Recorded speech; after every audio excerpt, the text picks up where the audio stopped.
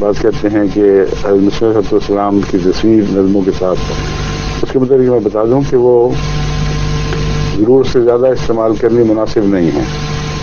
حضرت مسیح علیہ السلام کے منشا کے خلاف ہے.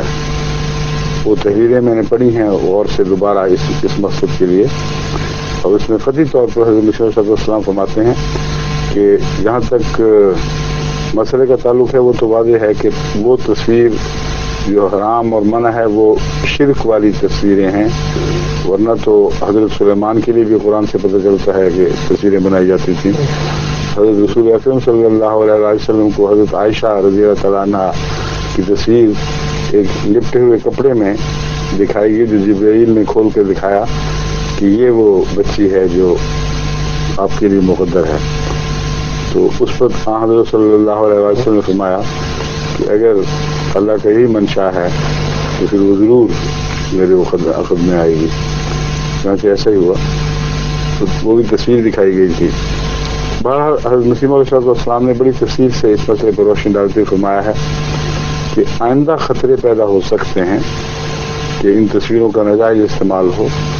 آپ نے فرمایا کہ مثلا لوگ بعض دفعہ کوئی کارڈ شائع کرتے ہیں، اس زمانے میں بھی یہ رواج ہو گیا تھا، اس کے پیچھے ایک میری تصویر لگا دیتے ہیں، وہ مجھے بالکل پسند نہیں. اس کو عام اشتہاری رنگ دینا ناجائز ہے، اور ضرورت سے زیادہ عزت کا مقام دے کر گھروں میں ایسی جگہ لٹکانا جس سے تعظیم کے غلط خیالات پیدا ہوں، وہ بھی میں پسند نہیں کرتا. ایک موقع پر آپ نے یہاں سے فرمایا کہ اگر یہ خطرات ہیں، بعض لوگوں نے خطرات کا اظہار کیا ہوگا، تو پھر تو بہتر ہے کہ اسے صندوقوں میں بند کر کے رکھ دو، اور اگر کوئی آئے اور ضرورت مند ہو کہ وہ میرے چہرے کو دیکھے اور شناخت کرے تو اس کو دکھا دیا کرو. بس حضرت مسیح علیہ السلام کی تصویر کا اصل مدعا دکھانے کا یہ ہے کہ آپ کو دیکھنے والی آنکھیں جو پہچان رکھتی ہیں، جن میں ایک شناخت کا مادہ ہے، وہ وقتاً دیکھ لیا کریں.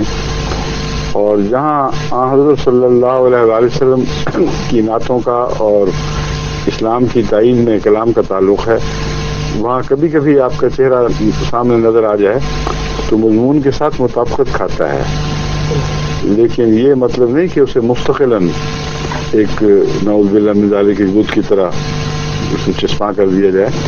چنانچہ بہت سی ویڈیوز ایسی مجھے ملیں جن میں جماعتوں نے مسلسل تصویر سامنے رکھی ہوئی تھی، بلکہ بعض جماعتوں نے اپنی طرف سے اس میں فنی اضافے کیے ہوئے تصویر آگے بڑھ رہی ہے، پیچھے ہٹ رہی ہے، ان کو بالکل ریجیکٹ کر دیا میں نے. کوئی سوال ہی نہیں پیدا ہوتا ایسی تصویروں کا.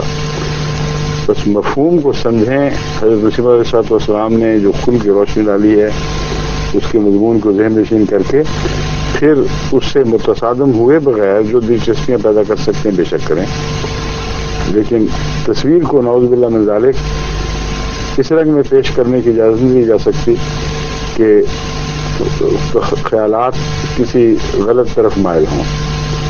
اور اس تصویر میں اور عام تصویروں میں فرق ہے. حضرت مسیح علیہ السلام کی تصویر کے ساتھ جو احترام کا گہرا تعلق ہے وہ آپ کی منتقل ہو جاتا ہے، اور اس ذات کے احترام کی وجہ سے احتیاط کی ضرورت ہے.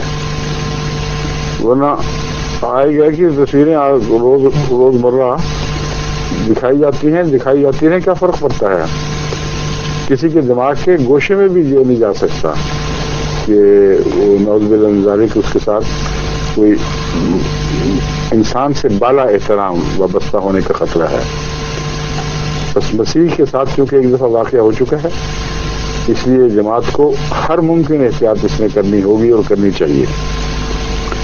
بس جذبات کی بات تو ٹھیک ہے، بڑا اچھا لگتا ہے تصویریں دیکھی جائیں، جو پیارا وجود اس کی چہرے سامنے آئے، مگر جذبات پر عقل کو بہرحال فوقیت حاصل ہے، اور مذہب کو عقل پر بھی فوقیت حاصل ہے.